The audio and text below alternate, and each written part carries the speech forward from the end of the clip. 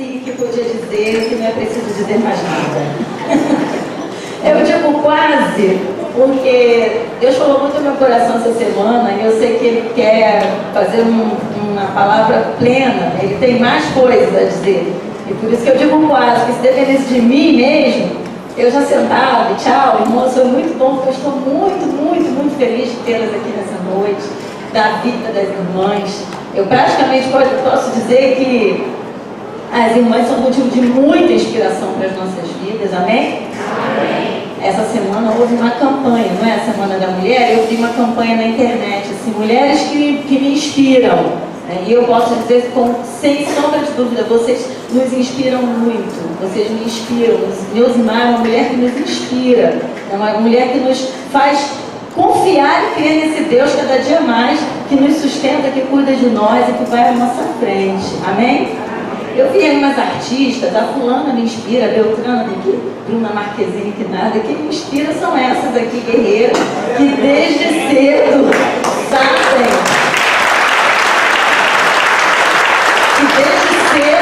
Tiveram que lutar com inúmeros preconceitos, com falta de recursos, com dificuldades familiares, com às vezes um companheiro que não amou, não cuidou. Então, muitas histórias, como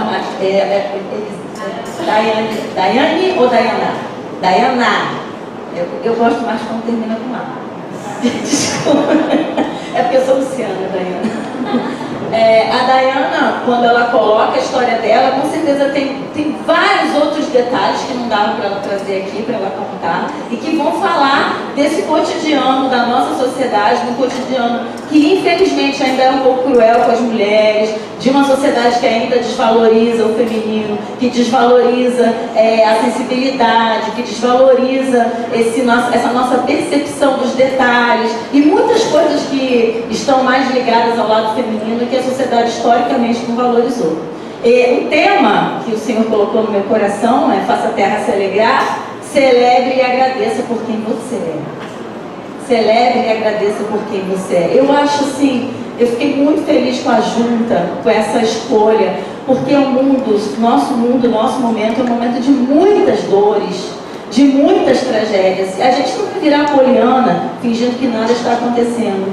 As coisas ruins continuam ocorrendo, porque o mundo, ele está enterrado, mergulhado na obra do maligno. Então, no dia a dia, infelizmente, as coisas ruins, elas continuam existindo, e nós não vamos nos iludir. Porém, nós precisamos crer, confiar, segurar a nossa vida, sustentar a nossa história num Deus que é maior do que tudo o que há nesse mundo. Ele é maior porque Ele já venceu a história. Ele nos tornou mais que vencedores. Amém?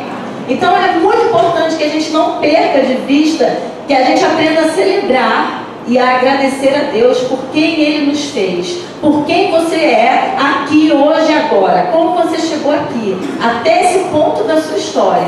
Tenha cuidado, tenha a mão do Senhor em vários momentos da sua vida, desde o seu ventre. Celebre e agradeça por quem você é. Essa semana também eu ouvi muito que a gente deveria se aproximar de pessoas que têm coração grato, de pessoas que são esse espírito de gratidão, de reconhecimento a Deus de tudo que Ele já fez na sua vida, porque é um mundo que murmura muito, verdade ou mentira?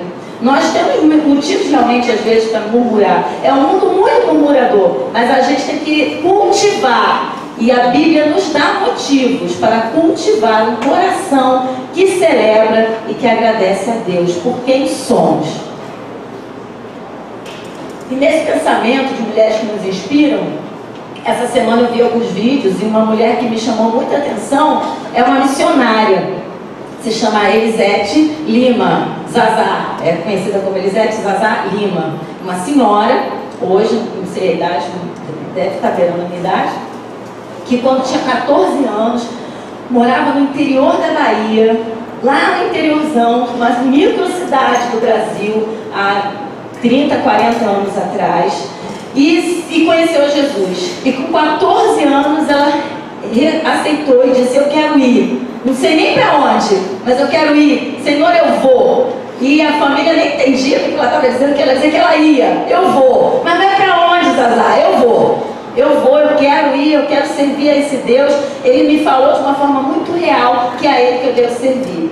E aí nessa época ela conseguiu ir estudar no seminário em São Paulo. Ela escolheu o seminário, conseguiu a vaga, conseguiu a ajuda de alguns irmãos e foi para São Paulo. E chegando em São Paulo, ela conseguiu também entrar para a Unicamp para fazer psicologia. Junto, fez seminário, fez Unicamp, fez tudo junto, né? E uma menininha lá no interior da Bahia, com família sem estudo nenhum, nenhuma história, serva do Senhor, confiando que Deus ia mandá-la. E nesse período que ela estava em São Paulo, ela decidiu então, o Senhor falou ao coração dela que ela iria para Tunísia. Seria para onde ela seguiria. E ela começou a estudar francês, começou a estudar inglês, começou a estudar árabe, algumas línguas, se preparando e confirmando o seu chamado. E finalmente ela conseguiu. Ela viveu 17 anos como missionária na Tunísia, país de perseguição, não era permitido que ela fosse missionária. Ela foi como psicóloga. No momento em que ela se envolveu com a psicologia, ela começou a fazer um trabalho com mulheres, de direito das mulheres, e nesse caminho ela conseguiu então entrar no país como uma profissional de direitos humanos, como uma profissional que ia trabalhar com o direito da mulher, e viveu 17 anos na Tunísia. E ali ela se espalhou por outros lugares, outros territórios, continua como missionária e hoje ela é diretora de uma organização internacional missionária na Espanha. Então ela é diretora de uma organização espanhola, mas uma organização internacional, aquela baianinha de 14 anos que disse sim. E aí tem um texto, pode passar a mídia, que ela publicou na revista Ultimato, e que isso me inspirou muito. E eu queria ler, eu sei que está bem pequenininho ali, aí eu vou ler aqui. Essa é a Zaza, lá em Uganda. O texto é assim: um grito de esperança no meio da dor. Nico Muhanga, Nico Mushindi. Sou sobrevivente, sou vencedor. Em uma língua lá da África, Swahili. O grito ecoava entre as mangueiras e flores e o milharal quase seco num acampamento no leste de Uganda. Estávamos em Ruanjanda, era um campo de concentração de refugiados com mais de 50 mil pessoas. Elas estavam ali, deixaram a República do Congo, ameaçadas por uma guerra que se arrastava por quase 20 anos, e gerada pelos intermináveis conflitos entre as forças de governo e grupos rebeldes. A cada dia chegava mais e mais gente a esse campo de concentração. Crianças famintas, órfãos, adultos, idosos cansados, desesperados, pais feridos, impotentes diante das necessidades gritantes e do futuro incerto daquela situação. Ali fomos, a Zaza e a sua equipe, expostos a uma dura realidade das contradições do coração humano e da crueldade da guerra, do dilema do sofrimento humano. Nesse contexto tão difícil, foi surpreendente e inspirador ver as mulheres dançando e rompendo, como elas aqui dançaram nessa noite, e rompendo aquele silêncio e aquelas cadeias de vergonha, de medo, com um grito emblemático: somos vencedoras, somos sobreviventes. Um grito que começou como um sussurro frágil e uma declaração de fé e de afirmação de dignidade. Elas eram entre 120 e 150 belas mulheres. Pode passar, Lídia, está na próxima aí já. Isso. Aí está muito pequenininho para vocês lerem, por isso que eu botei aqui. Com seus vestidos e lenços coloridos, e ainda sabiam sorrir e bailar ao ritmo harmonioso de canções contagiantes que nos convidavam a olhar para a cruz de Cristo e a receber esse amor ali revelado. Passamos 2 semanas nesse campo, reunidos em encontros de aprendizagem, cura, reconciliação, por meio de uma bela parceria entre algumas organizações internacionais missionárias. As guerras continuam explodindo em vários países. Muitas pessoas continuam sendo forçadas a deixar sua pátria e suas casas. Crianças expostas à violência e à crueldade. Famílias marcadas por perdas e traumas profundos. E diante desse contexto, Qual deve ser a nossa atitude? A indiferença?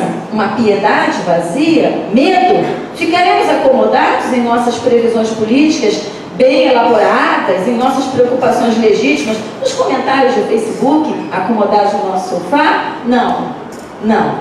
Não quero simplificar e analisar esse contexto. Ele é complexo. Eu quero sugerir soluções simplistas, nem quero sugerir umas soluções simplistas e mágicas. Só gostaria que nós escutássemos o grito daquelas mulheres daquele campo de concentração. E o seu convite para olharmos para a cruz e nos identificarmos com aquele que se esvaziou a si mesmo para que pudéssemos ter acesso às boas notícias do seu amor e declarar a vitória que não se mede pelo que temos, mas pelo que somos nele.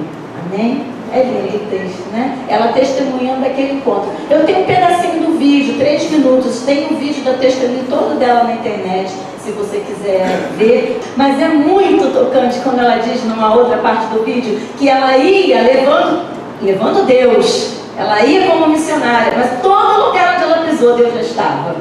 Em todo lugar que ela pisou, Deus já estava. E quando, como Neusimar disse, foi orando até a menina. E lá a menina já estava orando também. Então, em todos os lugares que ela disse, eu vou, e creio que vou chegar lá e eu que vou abençoar, ela que era abençoada. Ela que via o agir de Deus e ela nesse meio como um canal de Deus. Irmãos, isso é um privilégio. E Ele quer que você, cada um de nós, também sinta esse privilégio. Sinta esse orgulho, esse prazer de participar do reino de Deus. Mas não é complicado. Na verdade, parece muito complicado. Você talvez olhe para você e pense assim, eu não sei falar língua nenhuma, eu não entendo nada de missões. Mas é daí, de onde você está, do jeitinho que você é, que Deus tem uma obra muito grande para fazer em missões no mundo, na nossa cidade, no nosso estado e no mundo mesmo. Porque às vezes a gente acha, e eu agradeço a Deus que eu já pude viajar, que a gente... Cuba é muito longe. É tão longe, Alexandre? Pega o avião, rapidinho chega lá. Mas a passagem é muito cara. Ok, deve estar aí uns 3 mil reais. 3 mil reais às vezes é um celular que você parcela. E de volta que eu estou falando. É caro, mas não é impossível. Porque se você pensar, não é impossível de você ser voluntário, às vezes, num projeto, de você participar, de você se envolver, de você levantar recursos com os seus irmãos, vendendo alguma coisa, seja como for. Deus, Ele tem uma obra a fazer através da igreja. Missões, acima de tudo, é chamado para o seu povo. A oferta, irmãos, é o que menos Deus interessa nesse movimento todo. Desculpem falar assim. Desculpem. Mas a oferta, claro que ela é importante, mas Deus não depende do seu dinheiro. O seu dinheiro é um detalhe nas mãos de Deus, porque Ele é dono de tudo. Na verdade, a campanha e esse movimento é para que você entenda que a vontade dele é sempre boa, agradável e perfeita. Amém? Então vamos lá, próximo slide. Para eu ser bem objetiva no que eu queria no que Deus foi falando e no que eu queria que a gente refletisse juntos nessa noite. Primeiro, reflita e compreenda quem você é para Deus. E aí é o texto de Gênesis 1, 26 e 27, que todos nós conhecemos, quando Deus cria o homem e a mulher, e o texto é muito bonito, muito claro, que ele fala que macho e fêmea os criou. Então disse Deus, façamos, porque Deus é comunidade, Pai, Filho e Espírito Santo, então trabalho conjunto. Façamos o homem a nossa imagem, conforme a nossa semelhança. Domine ele sobre os peixes do mar, sobre as aves do céu, sobre os grandes animais e toda a terra, e sobre todos os pequenos animais que os movem rente o chão. Criou Deus o homem à sua imagem. E aí o texto bíblico original vai dizer, a imagem de Deus os criou. Homem e mulher os criou. Macho e fêmea os criou. 2 seres diferentes. E a Bíblia diz que ambos a sua imagem e semelhança.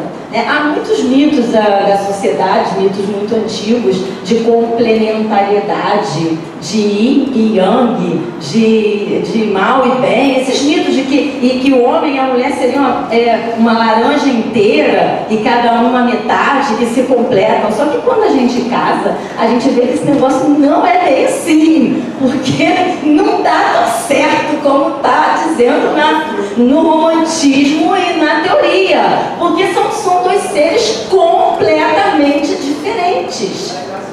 Não, sim, ok. São dois seres completamente diferentes. E o que esse texto me comove, o que esse texto me chama a atenção, é que esses dois seres, na verdade, eles não se completam, porque onde há ser humano criado à imagem e semelhança de Deus, o que é isso? Imagem e semelhança de Deus, capaz de decidir, capaz de criar, capaz de inventar saídas, capaz de provocar conflitos. Esses seres, eles só vão realmente conseguir conviver em harmonia se eles viverem a imagem e semelhança de Deus, se eles caminharem junto com Deus, se eles caminharem em comunidade.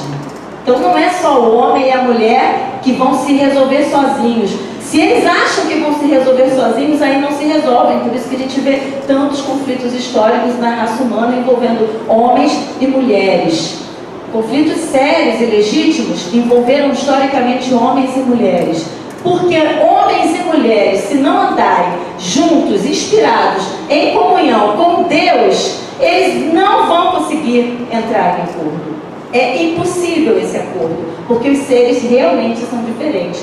Esse acordo, essa comunhão, ela só existe se ela caminhar junto com Deus. Por isso que a Bíblia fala do cordão de 3 dobras que não se rompe tão facilmente, porque é necessária a presença de Deus nessa comunhão, nessa condução, porque são seres absolutamente diferentes. Claro que muito do que a gente ouve na sociedade sobre o que é ser mulher, sobre o que é ser homem, é cultural. Quase tudo é cultura. Se usa saia, se usa calça, quase tudo é cultura. Mas tira as questões da cultura e a gente vai ver que realmente Deus criou em essência macho e fêmea, que só vão saber como é andar sendo macho e fêmea a imagem e inspirados na pessoa e na comunidade da Trindade, Pai, Filho e Espírito Santo, que também, ao mesmo tempo que são 3, são um só. Então essa sabedoria e a inspiração de como ser homem, a imagem e semelhança de Deus, você só vai ter se você caminhar com Ele. E aí, hoje na sociedade, o caminho de muita gente é se vitimizar, se encolher, desculpas, medo. Então eu não faço, eu não vou, porque eu sou mulher, porque eu sou negra, porque eu sou pobre, porque eu não estudei, porque... Então há uma série de situações que nos fazem às vezes olhar para nós mesmos com autocomiseração, com autopiedade. Eu acho isso horrível, eu não tenho autopiedade, eu procuro não ter, não estou dizendo que eu sou tão perfeita assim não, mas eu procuro não ter autopiedade, pena de mim, tento não ter pena de mim. Se eu fiz uma escolha e essa escolha foi errada, eu preciso assumir a responsabilidade e construir um novo caminho, e construir uma nova história, e não se encolher nesse lugar de quem não pode nada, não consegue nada, porque nós fomos feitos à imagem e semelhança de Deus. Pode passar. E aí, umas partes que tem bastante a ver com a música do final delas, é uma frase do Nelson Mandela que diz que na grande glória da vida não está em pé. A grande glória da vida não está em nunca cair, mas em se levantar a cada vez que caímos. Essa daí tem a ver com o filme do momento, mas eu não vou dar spoiler não. E uma frase do Charles Swindoll, que é um pastor, teólogo muito interessante nos seus livros, que ele diz que na vida, 10%, né, vida é 10% do que acontece com você, e 90% como você reage a isso. Então 90% da sua história, na verdade, é uma construção de reação sua ao que de fato aconteceu. O que aconteceu foi ruim, mas a tua reação é que vai construir a sua história, e não exatamente só o que aconteceu. Pode passar. E aí tem uma frase última que tem, a música de vocês foi isso: o impossível é apenas uma grande palavra usada por gente fraca, que prefere viver no mundo como ele está, em vez de usar o poder que tem para mudá-lo, melhorá-lo. Impossível não é uma declaração, é um desafio. Impossível é hipotético, impossível é temporário. O impossível não existe. Isso é verdade, a frase do Muhammad Ali. Se você pensar há um século atrás, talvez seria impossível um homem voar mesmo, ou a questão do telefone celular, como a gente tem hoje em dia, a comunicação, isso quando eu era criança era impossível. Eu já contei isso aqui, os filmes do Magnum, né, aquele detetive, você nem sabe o que é isso. Era ali nos Estados Unidos, numa ilha, né, ali, e ele tinha um telefone no carro. Lembra disso? Eu achava que absurdo, só em filme mesmo. O cara atendeu o telefone no carro. E hoje em dia, isso tem 30 anos, sei lá, gente, não é tanto tempo assim não. E agora, olha aí a gente fazendo o que a gente quiser com um aparelhinho minúsculo desse na mão. Então, o tempo e a história, eles mudam muito rapidamente. O pastor pregou sobre essa questão do impossível uma quarta-feira, não sei se foi quarta-feira agora. E ele falou de Davi. E eu fiquei ali, eu estava perto de alguém da igreja, não me lembro quem.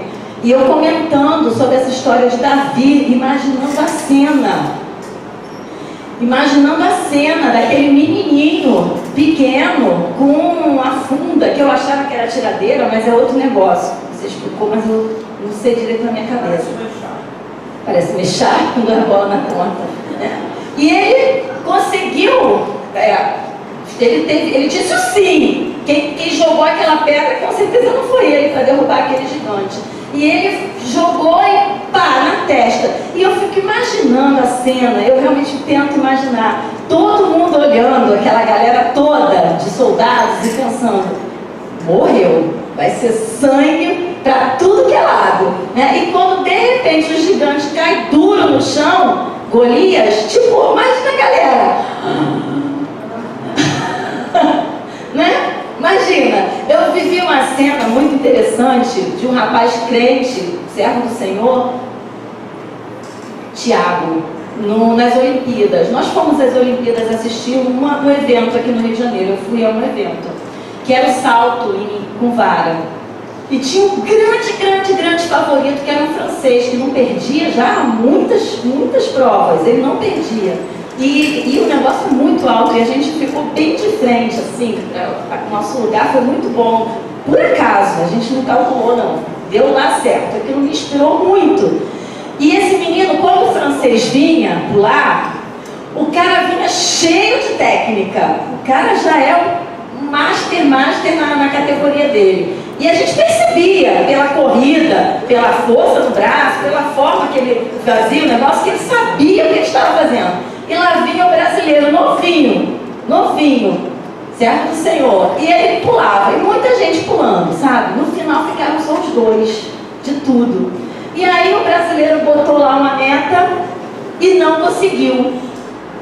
Aí a gente pensou, bom, tudo bem, deve ser prata, né? Porque o cara é muito bom, o francês. Se ele for prata, tudo bem, né? Paciência também, a gente não ganha todas. E aí o francês foi e pulou mais alto. E pulou. Mas lá na regra, o brasileiro ainda tinha direito a mais um pulo. E aí o garoto aumentou assim, tipo, meio metro, sei lá, do que ele já não tinha conseguido antes. Ele lembra que ele não conseguiu. Ele pulou, derrubou a vara lá, o negócio não deu certo. Aí veio o francês, pulou mais alto.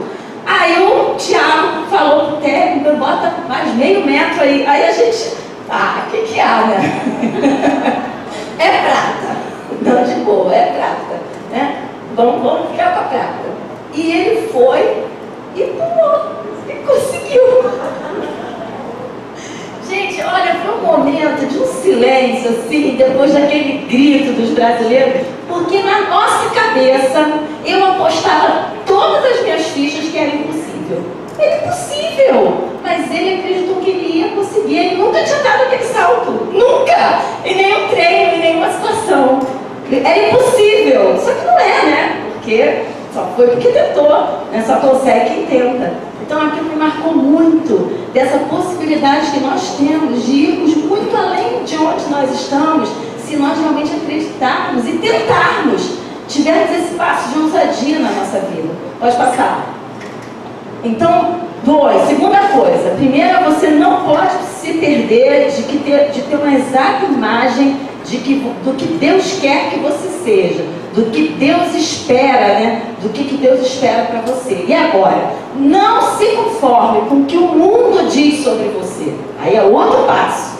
Primeiro você tem que ter uma visão de fé, de que Deus tem um projeto muito maior para você do que você imagina. Agora, o segundo passo é você não se deixar conformar, se amoldar, se encolher com o que o mundo diz sobre você. Pode passar. E aí a gente já sabe na Bíblia, né, que o mundo nos odeia. 1 João vai dizer isso, Jesus que fala, Jesus voltando por nós e dizendo: Pai, eles vão estar no mundo e o mundo os odeia. Romanos 12, 2 diz o quê? Não vos conformeis com esse mundo, não tome a forma. Pode passar. A cultura, né, a cultura da humanidade, ela é composta de língua, hábitos, ideias, costumes, organização social, invenções, processos tecnológicos, valores. Pode passar. Mais um. É isso. Deve ser avaliada a partir da palavra de Deus e purificada em tudo que não seja cristão. A nossa cultura, irmãos, ela ainda oprime as mulheres. Goste você disso ou não, é pura verdade. Isso é uma questão de cultura e de história. Por que tem Dia da Mulher? Porque acho que chegou uma centena de mulheres ou mais, foram postas fogo vivas, que estavam numa fábrica na Inglaterra, reivindicando salários melhores. O dono da fábrica, que era um homem, mandou botar fogo na fábrica com elas dentro, que morreram queimadas vivas, né? Isso foi um episódio que marcou então o início de existir um dia em homenagem à mulher. Aí você vai pensar, mas a gente já evoluiu muito, não estamos nesse momento. Mas são coisas tão ainda na nossa sociedade, tem coisas tão pequenas assim. Por exemplo, a gente ontem estava conversando, eu e Luísa, sobre questão de idade, e que a mulher envelhece mais cedo que o homem, né? Porque a mulher, que a sociedade pensa assim, que a mulher no casal tem que ser mais nova, mais baixa, com menos estudo, ganhar menos dinheiro também, né? Porque o homem tem que estar acima em todos esses aspectos. E aí tem aquela história assim, aí quando ela é um pouco mais velha, mulher envelhece mais rápido. Mulher envelhece mais rápido, mas todo mundo não envelhece igual. É porque a sociedade não tolera o envelhecimento feminino. Um cabelo branco na mulher é taxado de relaxamento. No homem é charme. É pura verdade. Eu estou falando bobagem? Isso é uma visão estética que a sociedade tem em pequenos detalhes, né? Se a mulher perder o cabelo, Fábio, já era. Vai o homem perder o cabelo, é normal. Também é charme, né? Mas a mulher não. Olha, tem tantos detalhes. Lá em casa ele é proibido de sair amarrotado. Eu falo para ele, não saia amarrotado. Hoje eu não pude ajudar, estava ocupada aqui terminando algumas coisas. Ele pegou ferro para passar a blusa da campanha que a gente tinha lavado, não tinha passado ainda. Mas por que essa minha preocupação? Que se ele chegar amarrotado na igreja, vão falar mal dele? Não. Eu sei. Então eu falo pra ele não andar amarrotado se ele me ama. Se você me ama, não ande amarrotado, porque vão falar mal de mim, né? E é assim, não é? É assim todos os detalhes, irmãos. Inúmeros pequenos detalhes. Isso foi Deus que criou e fez assim? Não. Isso tudo é cultura. Criação social. O homem não é perfeito em sua natureza humana, o homem natural. Ele cria todas essas coisas. Há realmente uma disputa de força e de poder. Os homens são realmente fisicamente mais fortes. E durante a história da sociedade eles foram dominando. Pode passar. Isso tudo não é o plano de Deus. Não é o que a Bíblia fala. Passa, querido, por favor. Mídia. Essa imagem, eu acho ela interessante, eu postei semana passada, não sei quem viu, né? Qual é o modelo do mundo, né? Meritocracia, né? Aí a gente tem lá os homens na raia e as mulheres. Só que à frente dela tem varal, a cozinha, né? Ferro de passar, fogão, e mais roupa para lavar lá atrás. Porque não acaba nunca, né? Não acaba nunca. Eu fiz um trabalho com as professoras aqui na escola. Vladimir é professor, trabalha muito, mas não vive isso. Eu fiz um trabalho, eu digo que não vivo porque eu não conheço a casa, mas a Roberta vai confirmar. E aí uma professora postou uma foto, a gente fez um trabalho sobre o dia a dia de ser professor. E ela botou uma foto de 2 pilhas na mesa da sala dela. Pilha de livro e pilha de roupa. E ela todo dia, de lembra, decidir que pilha ela começava, porque ela tinha que dar conta daquelas 2 pilhas por dia. Você imagina o trabalho que é ser professor, ela chega em casa, além dos cadernos, tem a pilha de roupa para passar, todo dia. Se bobear todo dia. E são imposições da sociedade, que eu acho que ninguém precisa andar de roupa passada. Se está limpo, cheiroso, por que não é que está passado? Isso não entra na minha cabeça, né? Mas tudo bem. E aí, mesmo nisso daí, desse jeito, muitas mulheres chegam na frente, verdade ou mentira? Inacreditavelmente, contra tudo e contra todos, algumas chegam na frente, mas a duras penas, às vezes nunca levando o filho na escola, às vezes nunca contando uma historinha à noite, às vezes nunca indo ao médico com o filho, às vezes nem tendo um companheiro porque não vão suportar a rotina delas. Isso é um modelo competitivo da sociedade. Isso não é um modelo de Deus para os cristãos. Não é. É muito difícil a gente sair dessa lógica da competição. E essa lógica da competição cria o termo feminismo, machismo, que muitas vezes na sociedade realmente as lutas são justas. É preciso lutar. O Brasil ainda é o 5º país no mundo em assassinatos, em feminicídio. Pode passar. Eu gosto dessa outra imagem também. Põe aí. Tá, depois eu vou passar essa outra imagem. Mas deixa eu ver isso aí. Que é a síndrome da super-heroína, né? Que eu estava falando disso mesmo. Pode botar. Porque pode passar. Mais um. Clique. Porque a gente não pode confundir que a gente pode ser tudo o que quiser com ter que ser tudo o que quiser. Então a gente agora está sentindo essa pressão, como se a gente tivesse que dar conta de todas as coisas. E aí tem várias mulheres infartando, várias mulheres tendo problemas de pressão alta, depressão, irmãos. Eu sou psicóloga há 30 anos quase. Eu não via tantos casos de depressão e ansiedade. Hoje em dia as mulheres a partir de 70, quem trabalha na saúde pode confirmar para mim ou não. Quase todas que eu conheço nessa faixa de 70 estão com ansiedade ou depressão. É quase uma regra. É quase uma regra. Inaceitável do meu ponto de vista. Que é fruto de toda uma história de vida, de pressão, de trabalho, de dureza, e que gera esse problema de saúde que a gente está enfrentando grave. Pode passar. Eu ia falar dessa questão, né? Viram isso também essa semana, não é? Que dizem que não há, que a gente não tem que se preocupar com nada disso, mas se você clicar no Google, não é hoje no teu Google vai dar igual não, tá? Porque o Google tem influência de local, da frequência das suas pesquisas, tem várias coisas que influenciam, mas vai ser bem parecido. Eu já testei ontem e hoje, foi bem parecido. Se você botar assim, morto pelo, aí vai dar trânsito, PCC, se você morta pelo, vai ser só homem ali do lado, ó. Marido, namorado, ex, cunhado, pai, irmão, né? Porque homens, vocês, se não souberem controlar a questão da violência, realmente vocês são mais fortes. Numa situação de conflito, embate violento entre um homem e uma mulher, se você não souber controlar a sua força, você pode matar uma mulher. Não é difícil. Uma mulher pode matar um homem também, mas ela precisa elaborar um pouco mais a ação. Não vai ser tão simples. Mas um homem, ele consegue com a sua força do braço. E infelizmente o Brasil é o 5º no mundo em número de feminicídios ainda. Enquanto nos outros países, ontem eu vi essas estatísticas, a luta é por salários melhores. Aqui no Brasil a luta é para que as mulheres não sejam mortas pelos seus companheiros. Essa é a maior luta do momento. Infelizmente, inclusive entre os cristãos. Passa.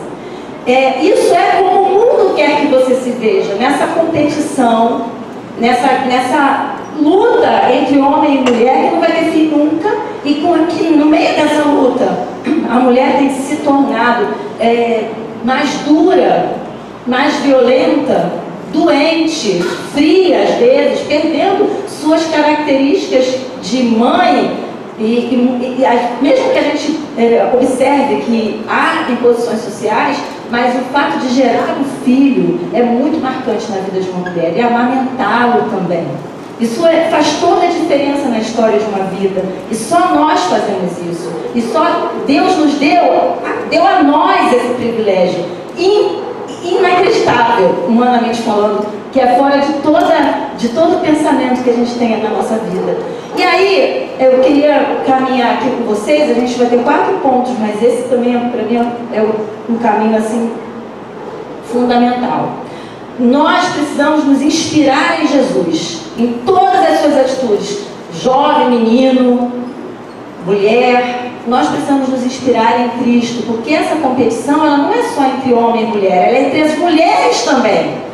E esses 3 textos, João 4, é o texto da mulher samaritana, que tem uma história de desvalorização, de baixa autoestima, de uma conversa com Jesus ali meio truncada, pensando, de repente, eu vou me dar bem com esse homem também. E aí Jesus mostra para ela que se ela soubesse quem ele é, ela é que pediria. E a mulher foi completamente transformada naquele encontro com Jesus, e depois ela vai falar em público, falar do que Jesus tinha dito a ela, uma mudança completa de vida nesse encontro com Jesus.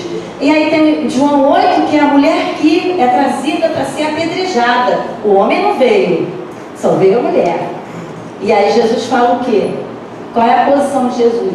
Aquele que não tiver pecado, atire a primeira pedra. Essa é a inspiração que eu quero que Jesus seja para nós. Que a gente observe que Ele, acima de tudo, é amor, e que para Ele não há essa diferença. E aí vem um texto muito conhecido, e que já trouxe muitas reflexões na minha vida, Lucas 11, 38, mas que essa semana eu vi algumas coisas que me falaram muito ao coração, e achei muito interessante. Lucas 11 é Jesus na casa de Marta e Maria. E aí, você vai ver Jesus falando assim, né? Que caminhando, Lucas 11, 38 a 40, não, desculpa, é 10. Eu botei o capítulo errado. 10. Caminhando Jesus e os seus discípulos chegaram a um povoado, onde certa mulher, chamada Marta, o recebeu em sua casa. Maria, sua irmã, ficou sentada aos pés do Senhor, ouvindo a sua palavra. Marta, porém, estava ocupada com muito serviço, e aproximou-se dele e perguntou: Senhor, não te importas que a minha irmã tenha me deixado sozinha com o serviço?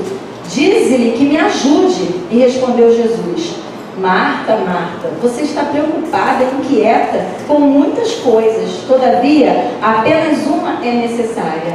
Maria escolheu a boa parte, e essa não lhe será tirada. A gente ouve muito sobre esse texto, não é? Mas eu queria que você refletisse uma coisa que eu talvez, não sei se você já pensou sobre ela, mas eu achei isso muito interessante. Aqui, a atitude de Marta não é porque ela, não me parece, né, não necessariamente nessa situação, porque ela está tão sobrecarregada, né? Certamente ela ficou indignada, porque Maria estava num lugar que não era lugar de mulher. Quem ficava ouvindo os ensinamentos ali aos pés de Jesus em pequenos grupos? Os homens, só discípulos, 12 discípulos. Jesus teve motivo para chamar os 12 discípulos homens, eu entendo certamente que teve algum motivo, não tem uma mulher ali no meio, mas ele estava sempre cercado de mulheres. Por onde Jesus ia, ele estava cercado de mulheres, as quais ele ensinava e discipulava também. E Maria, nesse momento, ela se senta num lugar que é um lugar de homem. E a própria irmã repreende diante de Jesus e fala: olha, ela está no lugar errado, o lugar dela é na cozinha. Eu estou no lugar certo, ela está no lugar errado. E aí Jesus diz qual é o lugar certo para todo ser humano? Aos pés de Jesus. Esse é o lugar certo para todo ser humano, aos pés de Cristo. No momento que você está aos pés de Cristo, aí sim você vai entendendo passo a passo. Por isso que ele fala: buscai primeiro o meu reino e a sua justiça, e todas as coisas vos serão acrescentadas. Olha só, abra um parêntese. Jesus não briga com a Marta porque ela estava trabalhando não, tá? Porque também tem gente que às vezes fala assim: você fica sendo Marta, e não tem que ter uma Marta na vida do povo também. Vamos combinar, porque a comida não cai do céu, né? Tem que ter alguém que pega o dinheirinho e vai no mercado, tem que ter, né? Jesus também não falou, Marta, você está toda errada, não. Ele só não aceitou a repreensão dela a Maria. Ele não aceitou a repreensão dela a Maria. Porque na repreensão dela, estava lá dentro da cabeça dela que Maria estava num lugar que não era um lugar de mulher. E Jesus aceitou isso? Então, veja, olha para você, mulher, como Jesus te vê. Ele quer sempre que você esteja aos pés dele. Isso é o primeiro lugar. A partir dali ele vai falando ao seu coração. E ao coração dos homens também, a cada um de nós. Pode passar. No reino de Deus, nós precisamos viver em comunhão. Porque é um Deus triuno que chama homens e mulheres para serem instrumentos no seu reino. Nós somos fruto desse Deus. E eu queria que a gente lesse 1 Coríntios, que é um texto também muito importante nessa relação. 1 Coríntios 11, verso 11. 11 e 11. Aí é 11 e 12.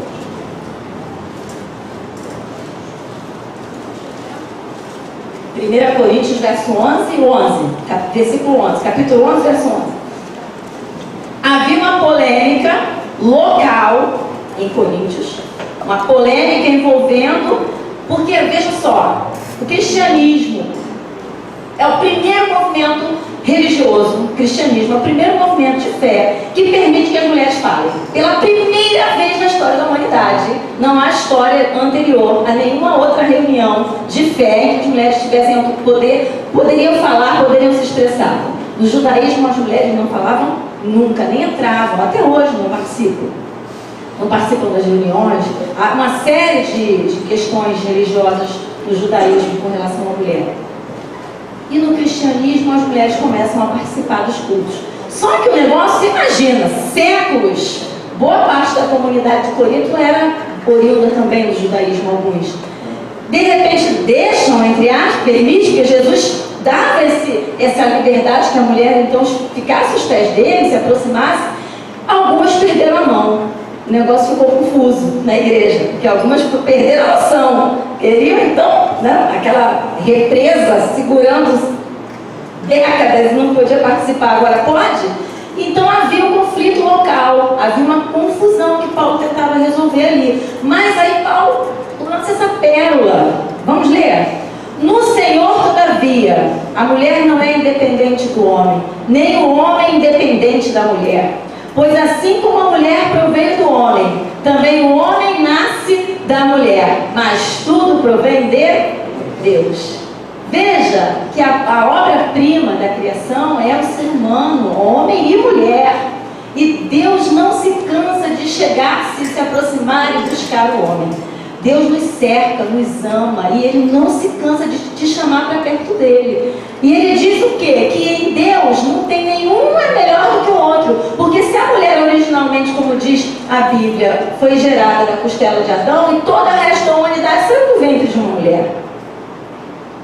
Então ambos precisam coexistir e se conjugar. Caminharem juntos, mas em unidade com Deus, porque todos vêm dele. Vou repetir. No Senhor, todavia, a mulher não é independente do homem, e nem o homem é independente da mulher. Pois assim como a mulher proveio do homem, também o homem nasce da mulher. Mas tudo provém de Deus. Vamos para o outro texto. No reino de Deus, devemos viver em comunhão, porque a competição deveria ser somente para saber quem vai servir mais. É a única competição talvez permitida. Talvez, não é? Porque havia também uma competição entre os discípulos para quem ia ficar do lado do outro, mas servir, estar disponível, essa é a vontade de Deus para a sua vida. Passa, mais uma e a última, eu acho. No reino de Deus, vivemos em comunhão. E em termos espirituais, o homem e mulher são um diante do Senhor. Vamos ler Gálatas 3, 26 a 28?